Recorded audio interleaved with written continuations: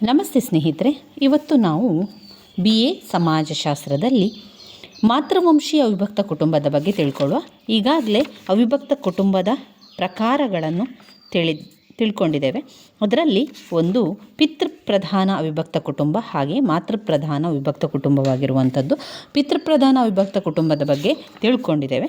ಇವತ್ತು ಮಾತೃವಂಶೀಯ ಅವಿಭಕ್ತ ಕುಟುಂಬ ತರವಾಡಿನ ಉದಾಹರಣೆಗಳ ಜೊತೆಗೆ ತಿಳಿತಾ ಹೋಗುವ.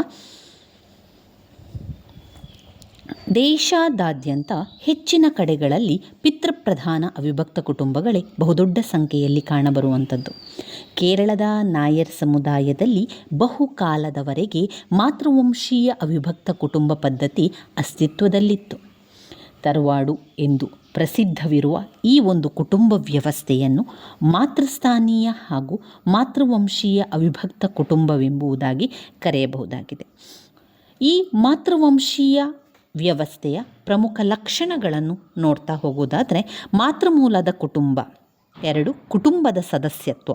3 ವಿವಾಹಿತ ಪುರುಷರು ತಾಯಿಯ ಹಿರಿತನದಲ್ಲಿ ಒಟ್ಟಿಗೆ ವಾಸಿಸುವ ಕ್ರಮ. 4 ವೈವಾಹಿಕ ಸಂಬಂಧವು ಗೌಣವಾದುದು. 5 ಆಸ್ತಿಯ ವಾರಸುದಾರಿಕೆ ಮತ್ತು ಉತ್ತರಾಧಿಕಾರ. 6 ಕುಟುಂಬದ ಆಸ್ತಿಯ ಸ್ವರೂಪ ಮತ್ತು ಅದರ ಮೇಲ್ವಿಚಾರಕನಾಗಿ ಕರ್ಣವರ್. 7 ತರವಾಡಿನ ವಿಭಜನೆಯಲ್ಲಿ ನಿರ್ಮಾಣಗೊಳ್ಳುವ ಘಟಕಗಳಾಗಿ ತಾವಲಿಗಳು. 8 ಬದಲಾವಣೆಯಾಗುತ್ತಾ ಸಾಗಿರುವ ತರವಾಡು ವ್ಯವಸ್ಥೆ. ಇವಿಷ್ಟು ಮಾತೃವಂಶೀಯ ಅವಿಭಕ್ತ ಕುಟುಂಬಗಳಲ್ಲಿ ಬರುವಂತಹ ವಿಚಾರಗಳಾಗಿದೆ ಸ್ನೇಹಿತರೆ. ಮೊದಲನೆಯ ಪಾಯಿಂಟ್, ಮಾತೃಮೂಲದ ಕುಟುಂಬ.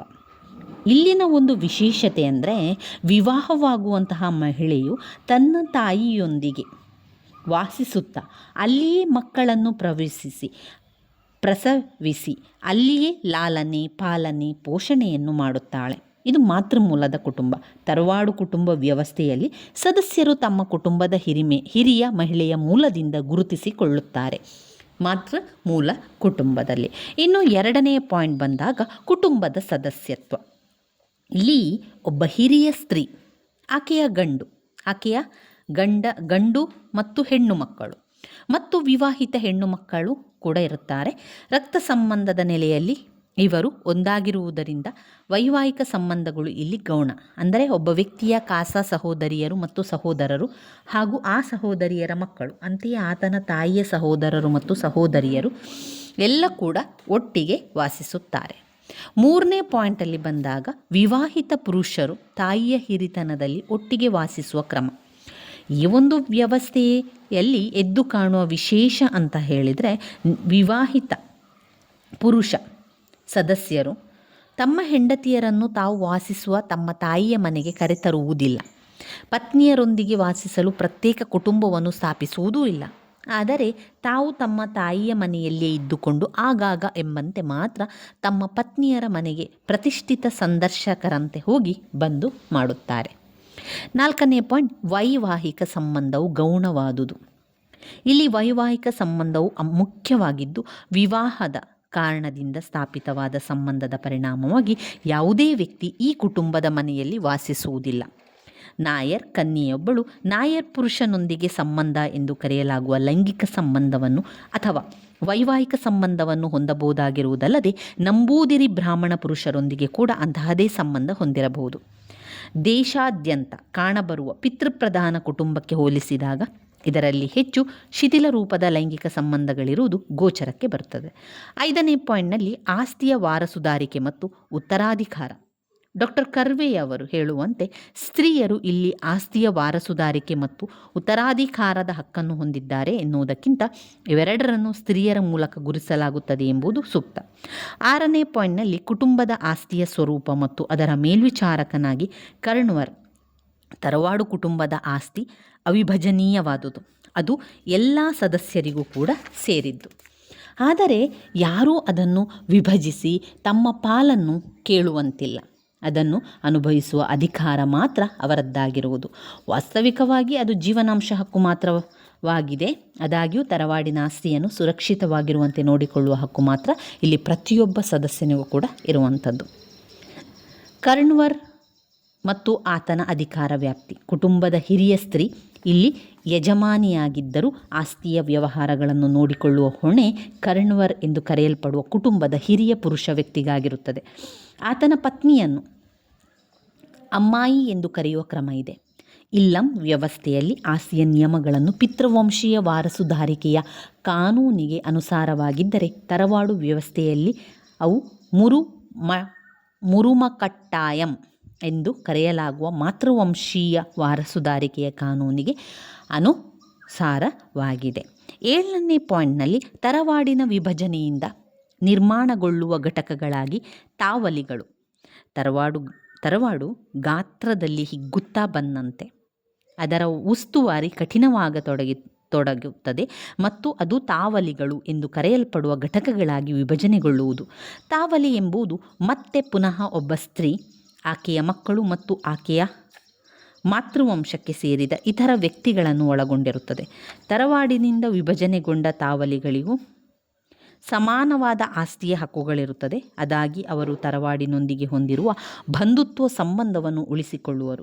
ತಾವಲಿಗಳ ಸದಸ್ಯರು ಹೊರಬಾಂಧವ್ಯ ವಿವಾಹದ ನಿಯಮಗಳನ್ನು ಅನುಸರಿಸುತ್ತಾ ತರವಾಡಿನ ಹೊರಗಡೆ ವಿವಾಹವಾಗುವರು. ಎಲ್ಲ ಸಂದರ್ಭಗಳಲ್ಲೂ ತಾವಲಿಗಳ ಸದಸ್ಯರು ತಮ್ಮನ್ನು ತಮ್ಮ ಮೂಲ ತರವಾಡಿನೊಂದಿಗೆ ಗುರುತಿಸಿಕೊಳ್ಳುವರು. ಉದಾಹರಣೆಗೆ, ಮೂಲ ತರವಾಡಿಗೆ ಸಂಬಂಧಿಸಿದ ಯಾವುದೇ ವ್ಯಕ್ತಿ ನಿಧನನಾದಾಗ ತಾವಲಿಗಳು ಸದಸ್ಯರು ಸೇರಿಕೊಂಡಂತೆ ಎಲ್ಲರೂ 14 ದಿನಗಳ ಸೂತಕವನ್ನು ಕೂಡ ಅನುಸರಿಸುವರು. 8ನೇ ಪಾಯಿಂಟ್ನಲ್ಲಿ ಬದಲಾವಣೆಯಾಗುತ್ತಾ ಸಾಗಿರುವ ತರವಾಡು ವ್ಯವಸ್ಥೆ. 1912 ಮತ್ತು 1958 ಕಾಯ್ದೆಗಳ ನಂತರದಲ್ಲಿ ಮಾತ್ರ ತರವಾಡಿನ ಸ್ವರೂಪದಲ್ಲಿ ಗಣನೀಯವಾದ ಬದಲಾವಣೆಗಳಾಗಿದ್ದು, 1912ಕ್ಕೂ ಮೊದಲು ಅಸ್ತಿತ್ವದಲ್ಲಿದ್ದ ತರವಾಡುಗಳೇ ಬೇರೆಯಾಗಿದ್ದವು ಎಂಬ ಭಾವನೆ ಕೂಡ ಬರಬಹುದಾಗಿದೆ. ಆದ್ದರಿಂದ ಡಾಕ್ಟರ್ ಕರ್ವೆ ಅವರು ದಕ್ಷಿಣದ ಬಂಧುತ್ವ ವ್ಯವಸ್ಥೆಯಲ್ಲಿ ಕಂಡುಕೊಂಡಿದ್ದ ಅನೇಕ ಲಕ್ಷಣಗಳಿಂದ ಬದಲಾವಣೆಗೊಂಡಿದೆ. ತರವಾಡಿನ ಪ್ರಸ್ತುತ ಸ್ಥಿತಿ ಹೇಗಿದೆ ಅಂತ ಹೇಳಿದರೆ, ಆಧುನಿಕತೆಯ ಪ್ರಭಾವಕ್ಕೆ ಒಳಗಾಗಿರುವ ತರವಾಡು ಹಲವಾರು ಬದಲಾವಣೆಗಳಿಗೆ ಒಳಗಾಗಿದೆ. ಮದ್ರಾಸ್ ಮರಮಕಟ್ಟಾಯಂ ಕಾಯ್ದೆ, ಹಿಂದೂ ಉತ್ತರಾಧಿಕಾರಿಗಳ ಕಾಯ್ದೆ ಇವುಗಳ ಕಾರಣದಿಂದ ತರವಾಡಿನ ವ್ಯವಹಾರ ನೋಡಿಕೊಳ್ಳುವ ಕರ್ಣ್ವರ್ ತನ್ನ ಬಹಳಷ್ಟು ಅಧಿಕಾರಗಳನ್ನು ಕಳೆದುಕೊಂಡಿದ್ದಾನೆ. ಇವು ಕುಟುಂಬದ ಕಿರಿಯರಿಗೆ ಬಹಳಷ್ಟು ಹಕ್ಕುಗಳನ್ನು ಒದಗಿಸಿದೆ. ಕುಟುಂಬದೊಳಗಿನ ಅಂತರ್ವ್ಯಕ್ತಿ ಸಂಬಂಧಗಳಲ್ಲಿಯೂ ಬಹಳಷ್ಟು ಬದಲಾವಣೆಗಳಾಗಿವೆ. ಸೋದರ ಮಾವಂದಿರ ಪಾತ್ರದ ಪ್ರಾಮುಖ್ಯ ಕಡಿಮೆಯಾಗಿದೆ. ಗಂಡ ಹೆಂಡತಿಯರ ನಡುವಿನ ಸಂಬಂಧಗಳು ಹೆಚ್ಚು ಬಲಗೊಳ್ಳುತ್ತಿದ್ದು, ತಂದೆ ಮಕ್ಕಳ ಸಂಬಂಧಗಳು ಮಿಕ್ಕುಳಿದ ಸಾಮಾನ್ಯ ಕುಟುಂಬಗಳಂತೆ ಸಹಜಗತಿಯನ್ನು ರೂಪುಗೊಳ್ಳುತ್ತಿದೆ. ಸಮಾಜದಲ್ಲಿ ಕಾಣಬರುತ್ತಿರುವ ರಾಜಕೀಯ, ಆರ್ಥಿಕ, ಸಾಮಾಜಿಕ ಬದಲಾವಣೆಗಳ ಕಾರಣದಿಂದಾಗಿ ನಾಯರ್ ಸಮುದಾಯದ ತರವಾಡು ಕುಟುಂಬ ವ್ಯವಸ್ಥೆ ಪಿತೃಪ್ರಧಾನ ಕುಟುಂಬದ ಮಾದರಿಯಲ್ಲಿ ರೂಪಾಂತರಗೊಳ್ಳುತ್ತಿದೆ ಎನ್ನಬಹುದು. ಆದರೆ ಈ ಬದಲಾವಣೆ ಏಕರೂಪದಲ್ಲಿರದೆ ಒಂದೊಂದು ಕಡೆಗಳಲ್ಲಿ ತೀವ್ರತೆಗಳು ಒಂದೊಂದು ತೆರವಾಗಿರುವಂಥದ್ದನ್ನು ಕಾಣ್ಬೋದು. ಇವಿಷ್ಟು ವಿಚಾರಗಳು ಅವಿಭಕ್ತ ಕುಟುಂಬದ, ಮಾತೃವಂಶೀಯ ಅವಿಭಕ್ತ ಕುಟುಂಬದ ಮುಖ್ಯವಾದಂಥ ವಿಚಾರಗಳಾಗಿದೆ. ಸ್ನೇಹಿತರೆ, ನನ್ನ ವೀಡಿಯೋಸ್ ಎಲ್ಲ ನಿಮಗೆ ಇಷ್ಟ ಆಗ್ತಾ ಇದ್ದರೆ ಲೈಕ್ ಕೊಡಿ, ಶೇರ್ ಮಾಡಿ, ಸಬ್ಸ್ಕ್ರೈಬ್ ಮಾಡಲಿಕ್ಕೆ ಮರಿಬೇಡಿ. ಧನ್ಯವಾದಗಳು. ಮುಂದಿನ ವಿಡಿಯೋದಲ್ಲಿ ನಾವು ಅವಿಭಕ್ತ ಕುಟುಂಬಗಳಲ್ಲಿನ ಇತ್ತೀಚಿನ ಬದಲಾವಣೆಗಳ ಬಗ್ಗೆ ತಿಳ್ಕೊಳ್ಳುವ. Recent trends in joint families. ಧನ್ಯವಾದಗಳು.